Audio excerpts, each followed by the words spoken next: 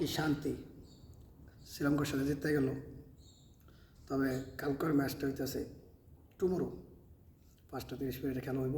সবাই দেখবেন সাদুপুরের সাথে বাংলাদেশের খেলা।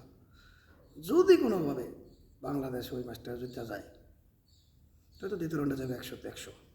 এমনিতে যত 100% চান্স আছে এখনও। কালকেটা জিতে গেল তো আর একবার শিওর।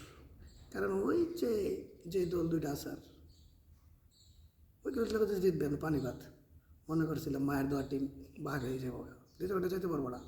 আর এখন যে অবস্থা দেখতেছি গ্রুপ চ্যাম্পিয়ন হওয়ার সম্ভাবনা আছে 80%। যদি জিততে যায় কালকের ম্যাচটা আর কি, তো 80%।